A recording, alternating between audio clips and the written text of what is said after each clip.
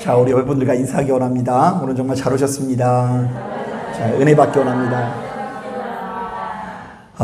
굉장히 기분 나쁜 날씨가 이어지고 있죠. 이렇게 막 푹푹 찌기도 하고 뭔가 이렇게 불쾌지수가 점점 올라가고 있는데, 자, 그럼에도 불구하고 이 자리에 나오신 여러분들에게 우리 하나님의 한량없는 은혜가 함께 하시게 되시기를 주님의 이름으로 축복합니다.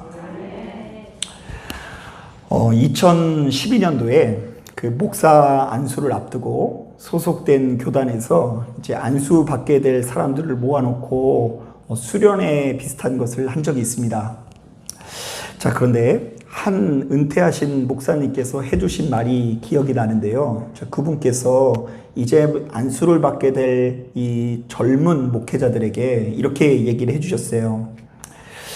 자신은 평생 동안 교회가 한참 좋을 때 목회하다가 이렇게 은퇴를 하게 되었는데, 이제 막 목회를 시작하게 될 여러분들을 보면 가슴이 너무 아프다는 것입니다.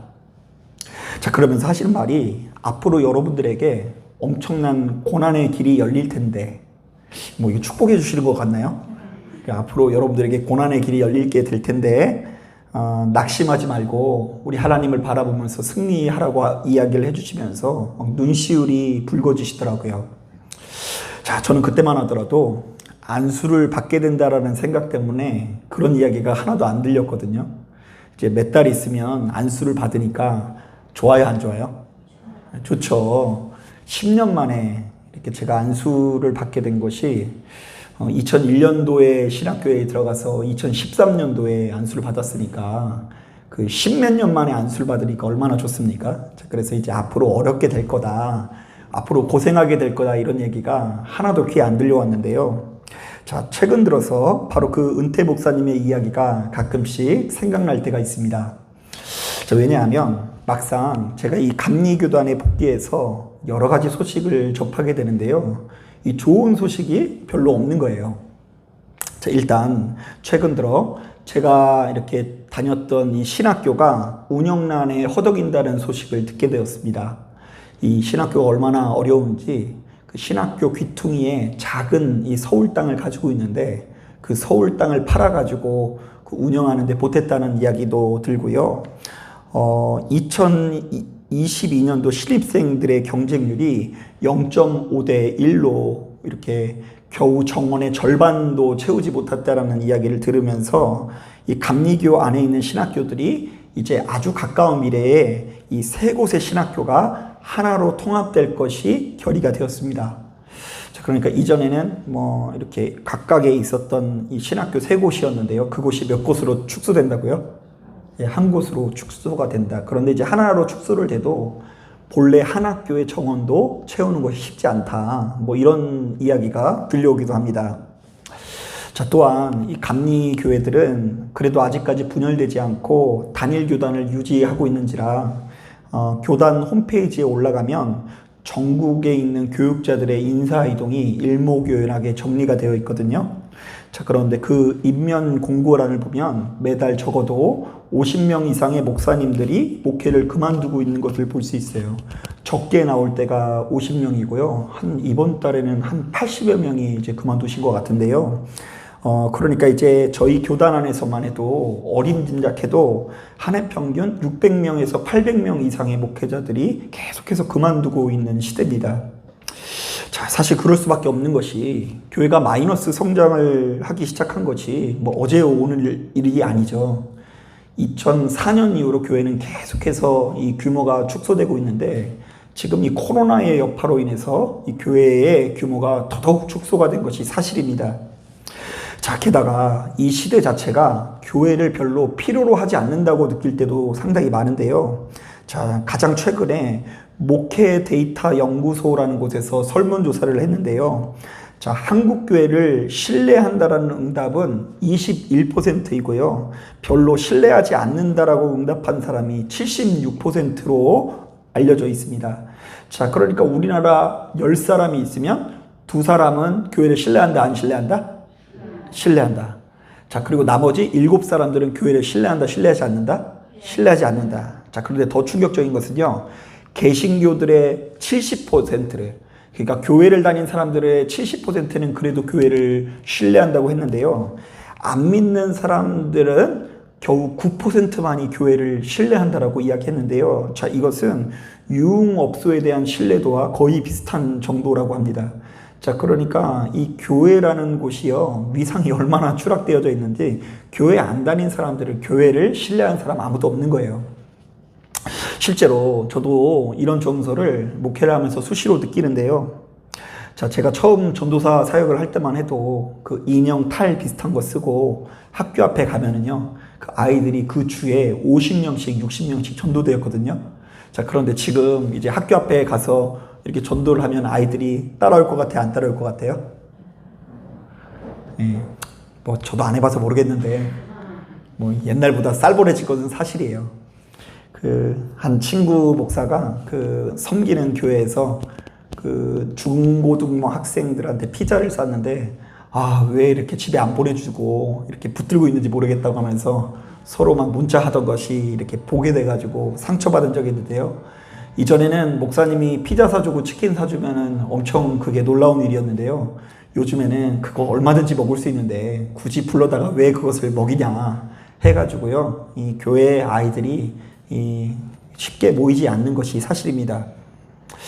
그리고 이 코로나가 한참일 때 저희 교회도 이제 일부 사람들만 이 자리에서 예배를 드렸는데요. 그 한 아파트 주민이 저희 교인들이 여기 왔다 갔다 거리는 거 보고요, 막 공격적인 반응을 보이더라고요. 아니, 지금 코로나가 한창인데 어떻게 예배를 드릴 수 있냐고.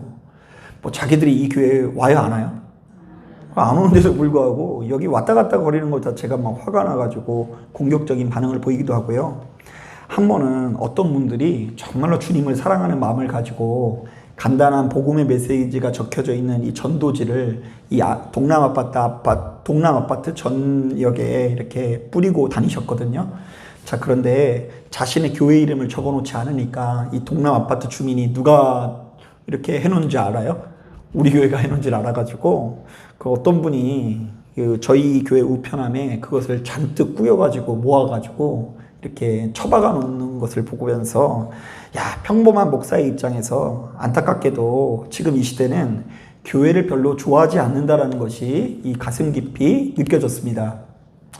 자, 그래서일까요? 주변에 있는 이 젊은 목사님들과 대화를 나눠보면 자, 온통 어두운 이야기만 들려옵니다.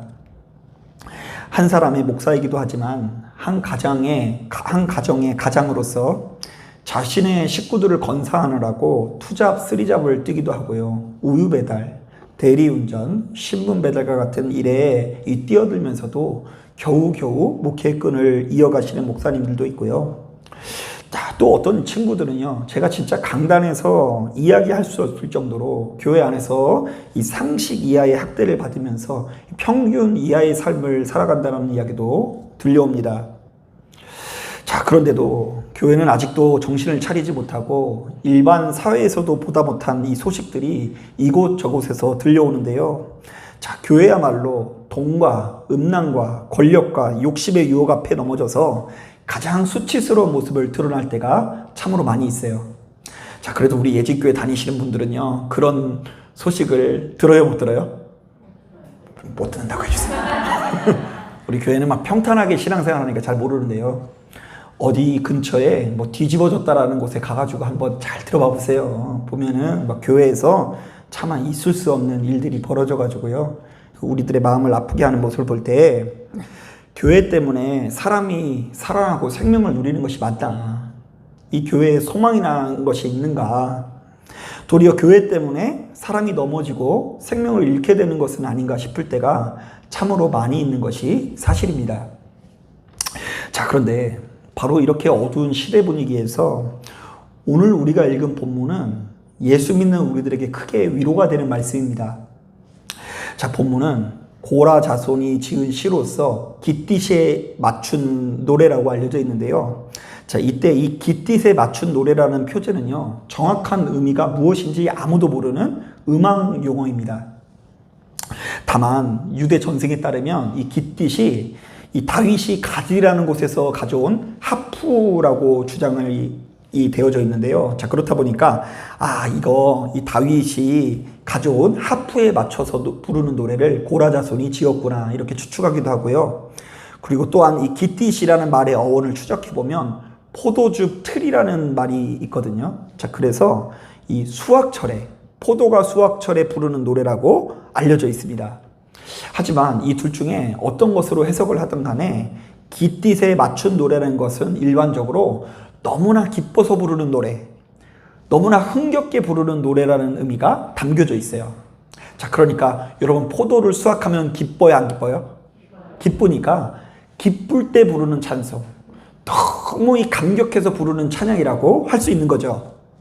자, 그런데 본문의 내용을 꼼꼼히 묵상해 보니까 이 시편 기자가 너무나 신이 나서 찬양을 하고 있는 것 자체는 분명하지만, 자, 그는 세상 사람들과 전혀 다른 것을 기뻐하는 것 같다라는 생각이 듭니다. 자, 본문의 내용을 보니까 포도를 수확한다거나 돈을 많이 벌어서 기뻐한다라는 내용이 있어요, 없어요? 전혀 없어요. 자, 전혀 다른 종류의 기쁨을 표현하고 있는데요. 자, 먼저 우리 2절 말씀 함께 읽어보도록 하겠습니다. 시작. 내 영혼이 여호와의 궁정을 사모하여 쇠약하며 내 마음과 육체와 살아계시는 하나님께 부르짖나이다.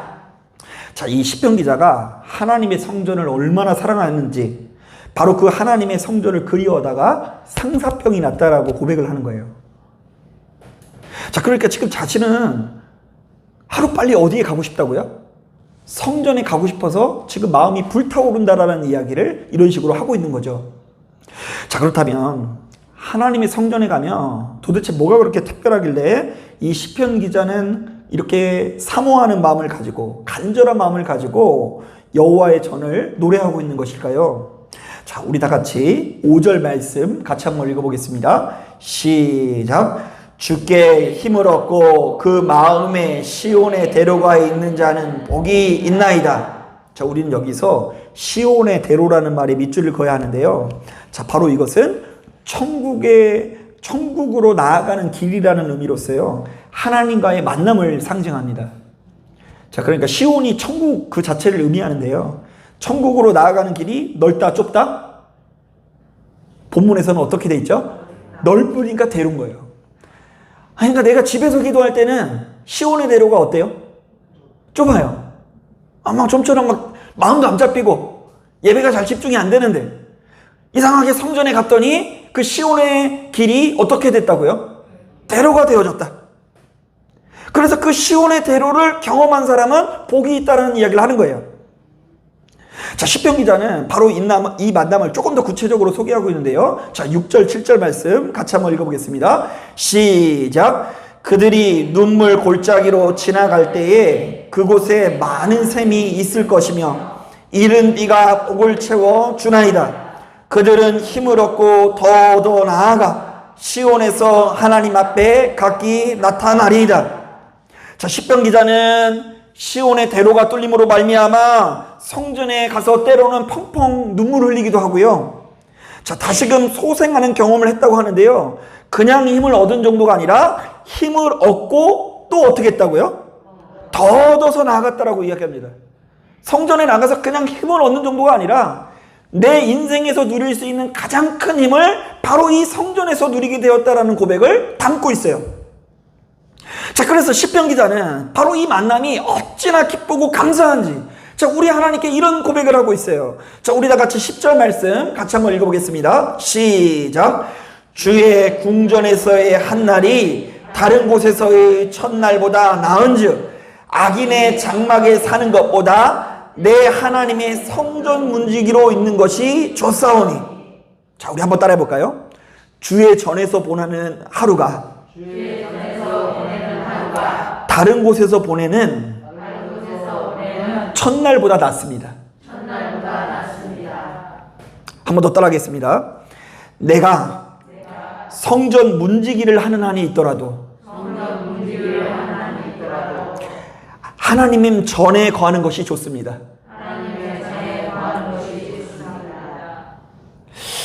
여러분, 가끔씩 제가 유튜브를 보다가 제가 깜짝 놀란 것이 있는데요. 우리나라 최고급 호텔 중에는요, 그 하룻밤에 2천만 원이 넘는 방이 있더라고요.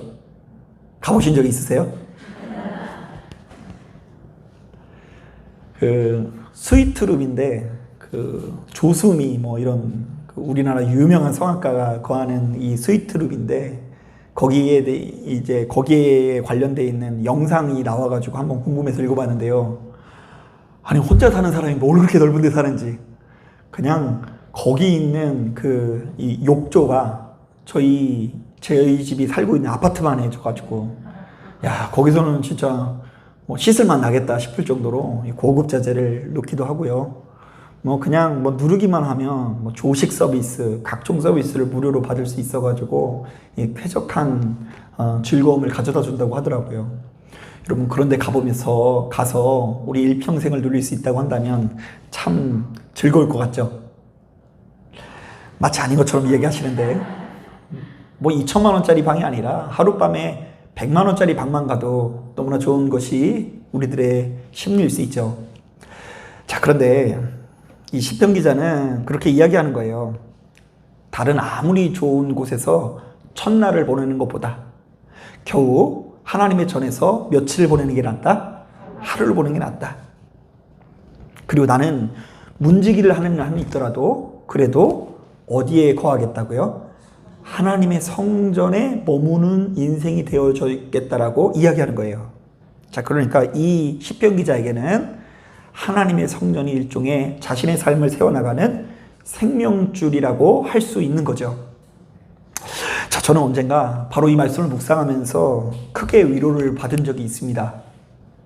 아니, 그보다는 이 각박한 세상을 살아가는 이 한 사람의 평범한 목사로서 일평생 간직해야 되는 비전을 하나 얻었는데요. 내가 목회를 하면서 그 어떤 대단한 업적을 이루는 것보다 일평생 주님의 몸된 교회 가운데 있다라는 것 그 자체를 즐거워하는 목사가 되어야 하겠다. 자, 여러분 당연히 제가 목회자니까 제가 말씀을 전하는 가운데 여러분들이 달라져야 되겠죠. 그렇다고 해주세요. 여러분들이 이왕이면 생명을 누리고 뭐 천국을 누리고 구원받고 치료받고 복을 받으면요 참 감사할 것 같아요. 그런데 엄연히 따졌을 때 그것도 두 번째라는 거예요. 자, 여러분들이 어마어마하게 엄청나게 변하는 것도 중요하고 사람들이 많이 모이는 것도 중요하지만 일단 내가 주님의 몸된 교회 가운데 있다라는 거, 그거 자체에 대한 설렘을 잃지 말아야 되겠다. 아니, 내가 목사여서가 아니라 성전 뭐 하는 한이 있더라도요, 문지기를 하는 한이 있더라도 바로 그것에 큰 의미를 부여하는 목사가 되어야 되겠다라는 생각을 갖게 되었어요. 사실 저는 저 자신이 바로 이러한 마음으로 목회할 때가 가장 행복한 목회라는 것을 수시로 경험하게 되는데요. 교회를 이렇게 섬기는 과정 가운데 문득 떠오르는 것은 일전에 섬기는 교회에서 이렇게 월동 준비를 할 때가 생각이 났습니다. 자, 일전에 섬기는 교회는 겨울철이면 창가에서 냉기가 스며들어서요. 한 번은 사모님하고 저하고 대대적으로 월동 작업을 한 적이 있습니다.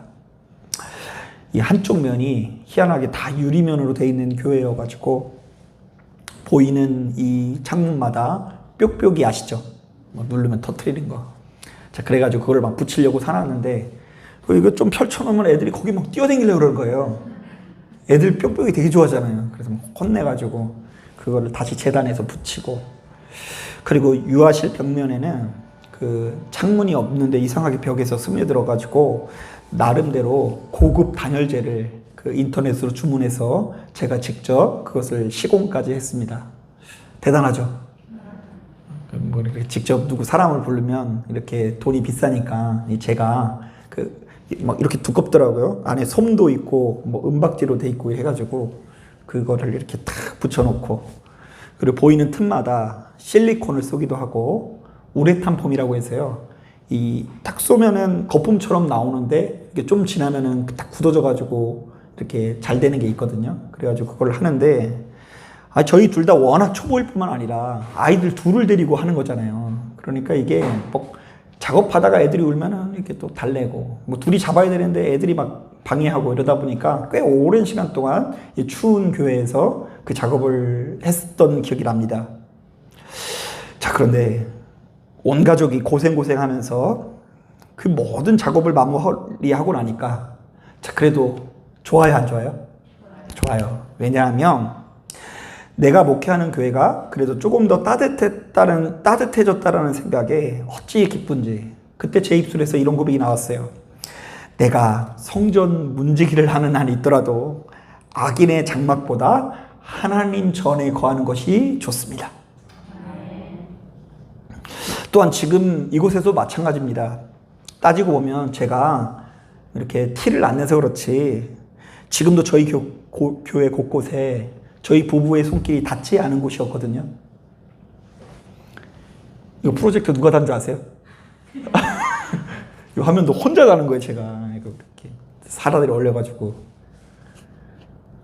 프로젝트 뭐 저것도 제가 설치하고. 좀 치졸해 보이죠? 근데 어찌됐건 이 교회에 저희 부부의 손길이 닿지 않은 곳이었습니다. 자, 그런데 그때마다 마음속 깊은 곳에서 평안과 기쁨이 찾아오는 이유는요, 제 안에 이런 소망이 있기 때문입니다. 주의 전에서 보내는 한 날이 다른 곳에서 보내는 첫날보다 나에게 더 낫습니다. 내가 성전 문지기를 하는 한이 있더라도 악인의 장막보다 하나님 전에 거하는 것이 좋습니다. 자, 사랑하는 여러분, 저는 이 자리에 참석한 여러분들에게 우리 예진교회가 바로 그런 장소가 되기를 축복합니다. 사실 우리가 이 세상을 살다 보면 필연적으로 너무나 힘들고 괴로운 순간들을 맞이하게 되지 않습니까? 자, 기도를 하건 기도하지 않건 힘겹고 괴로운 일이 찾아오는 것은 매한가지입니다. 자, 직장의 문제, 사업장의 문제가 나의 계획대로 흘러가지 않는 것을 수시로 경험하죠. 특히 내 가정의 문제, 자녀의 문제, 인간관계나 사람의 문제가 좀처럼 아름답지 않게 흘러가서 뭔가 참을 수 없는 고통과 괴로움을 가져다 주게 되는 순간들을 수시로 경험합니다. 자, 그렇다 보니 우리들은 나도 모르는 사이에 우리의 심령이 메말라고 크게 고통스러워하는 경험을 하게 됩니다. 자, 그런데 예수 믿는 우리들은 바로 그때마다 빨리 어디로 가세요? 뭐요? 우리 예진교회로 가서 기도하고 싶은 마음이 들면 얼마나 좋겠냐는 생각이 드는 거예요. 그리고 실제로 그 교회에 나가서 힘을 얻고 더 얻어서 우리에게 주어진 장애물들을 능히 떨쳐버리게 되면 아마도 이 교회의 주인 되시는 하나님께서 너무나 기뻐하실 거라는 생각이 들어요. 여러분, 제 주변에 어떤 분은요, 쉬는 날에도 악착같이 일어나서 축구하러 나가는 분이 있습니다.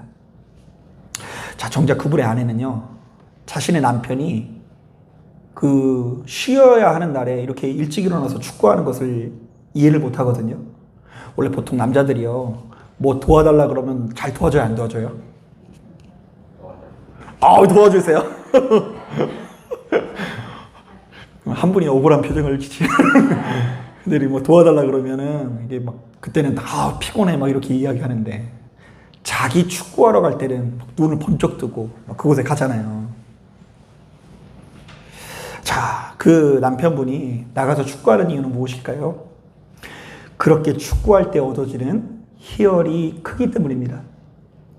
자, 그래서 일주일을 일했으면 하루를 쉬기보다 일주일을 일했으니 그에 대한 보상으로 밖에 나가서 축구하는 것입니다. 그래서 어떤 분들은요, 열심히 축구하기 위해서 일주일간 자신은 열심히 일을 한다라고 말할 정도입니다. 자, 또 제 주변에 있는 어떤 분은요, 일이 끝나고 사이클을 타는 재미에 푹 빠지신 분도 있습니다. 자, 그래서 열심히 일한 다음에 한강변을 쏜살같이 달리고 나면 하루 동안 있었던 온갖 스트레스가 사라진다고 합니다. 자, 그렇다 보니 조금이라도 좀 더 빠른 속도를 내기 위해서 자전거에 투자를 하다 보니까 최근에 500만 원이 넘는 자전거를 구매하게 됐다는 이야기를 들은 적도 있어요. 놀라시지도 않네요. 자전거가 500만 원. 그런데 자기 주변에는 1000만 원짜리 넘는 그 자전거 타는 것도 뭐 예산일이라고 하는 거예요. 자, 저는 이분들의 이야기를 들으면서 그래도 참 건강하고 아름다운 삶이라는 생각이 들었거든요. 자, 그래도 세상에 뭐 다른 나쁜 것이 아니라 이렇게 땀 흘리고 열심히 운동하는 일에서 기쁨을 얻는다고 한다면 그래도 건전한 일 아닙니까? 참 멋있게 보이더라고요. 자, 그런데 엄연히 따졌을 때 예수 믿는 우리들은 이와 동시에 전능하신 하나님 아버지를 마주하고 독대하는 시간을 소중히 여길 수 있어야 합니다. 자, 바로 그때 하나님께서 나의 방패 되시고 주님께 의지하는 삶이야말로 우리들에게 가장 큰 복이라는 것을 경험할 수 있는 거예요. 자, 그래서 우리는 설령 아무도 없는 예배당일지라도 그곳에 나오는 즐거움을 알 수 있어야 되고요. 아무도 듣는 사람이 없을지라도 하나님과 교제하는 그 믿음의 장소를 소중히 여길 수 있는 분이 되어야 하는 것입니다. 저 말씀을 준비하는데 일전에 신방을 갔을 때 한 성도님의 방이 기억이 납니다. 자, 그 성도님은 방이 3개인가 뭐 이렇게 있었는데요. 이렇게 다 애들이 보내고 나서 이 두 부부가 사용하시던 중에 방 하나를 기도방으로 바꿔 놓으셨더라고요. 자, 그래서 다 가봤는데 가운데에 아주 그냥 일반 방석의 한 4배 정도 되는 고급 방석이, 실크 소재의 방석이 쫙 놓여져 있더라고요. 알고 봤더니 그분이 특수 제작한 거래요. 방석이 저 그렇게 큰 거 처음 봤어요. 네모난 거 이렇게 해놓고 이제 기도하는 상 하나 놓고, 저 그런데 이제 가운데다가 방석을 탁 놓고 이렇게 상을 놓고, 그리고 매일같이 아침에 일어나가지고 어디로 가요? 그 기도 방석에 앉아서 기도로 시작하고 말씀을 보고, 기도로 시작하고 말씀 보고, 또 거기에서 기도만 할 수 없으니까 커피 마시고 또 케이크 하나 먹고, 그래서 음악을 고요한 거 틀어놓고서 거기에서 하나님과 교제하는 그 시간이 자기 인생에 너무 귀하다 보니까 이렇게 귀한 방석에 투자를 해서 이렇게 비싼 방석이 되어졌다라는 이야기를 들은 적이 있어요. 여러분, 사람이 자기가 좋아하는 것에 돈을 아끼지 않는 경향이 있습니다. 축구하는 사람들은 축구하는 복장과 축구하는 신발에 돈을 쓰고요. 자전거를 좋아하는 사람은 자전거에 돈을 쓰게 돼 있고요. 또 어떤 분들은요, 등산하는 것을 좋아해서 막 그 등산 장비에 신경 쓰는 분이 있는데요. 저 유럽에 있는 등산인들이 우리나라 오면 깜짝 놀란대요. 이 나라는 뭐 어떻게 동네 뒷산을 가면서도 히말라야 가는 그런 장비를 입고 가냐고. 그리고 막 수백만 원짜리 그 막 코트 같은 거, 수백만 원까지는 아니더라도 뭐 100만 원짜리 이렇게 코트를 이렇게 자켓 같은 거 가는데 그 등산복이 히말라야 가는 장비인데 우리 그것도 모르고 동네 뒷산을 옥구공원 올라가면서 그런 거 입고 간다고 하더라고요. 여러분, 그렇게 돈을 쓰는 이유는 그곳에 마음이 있기 때문입니다. 자, 그런데 여러분, 저는 여러분들에게 뭐 돈을 쓰라고 이런 얘기를 하는 게 아니라 여러분들이 거하고 있는 어떤 처소든 간에 하나님과 만나는 그 자리에 마음을 두시고 그것을 여러분들의 인생의 가장 큰 즐거움으로 여길 수 있어야 된다는 이야기를 하는 것입니다. 오늘 본문에 나와 있는 이 시대의 사람들은요, 오로지 하나님과 독대할 수 있는 장소가 하나님의 성전밖에 없다라고 생각을 했어요. 자신의 집에서 기도하면 하나님께서 안 받으시고 성전에 가야지만 하나님께서 더 들어주신다고 생각했거든요. 자, 그런데 그런 사람들의 시대에 비해서 오늘날 이 시대는 얼마나 편한지 몰라요. 사실은 이 예배당에 나오시면 좋겠지만 설령 예배당에 못 나오더라도 여러분들이 거하고 있는 그 처소에서 기도할 수 있어요, 없어요? 예, 있어요. 자, 그래서 내가 수시로 내가 서 있는 자리에서 기도하는 장소가 늘어나는 것이 나의 신앙이 늘어나는 것입니다. 그리고 하나님과 교제하는 시간이 늘어나는 것이 나의 믿음의 끈이 더욱더 굳건해지는 것입니다. 자, 그러므로 여러분 시간이 지날수록 하나님 앞에 시간을 구분하시고 장소를 구분하시고 하나님과 영광스러운 교제를 쌓으시는 저와 여러분들 되기를 주님의 이름으로 축복합니다. 자, 기도하겠습니다.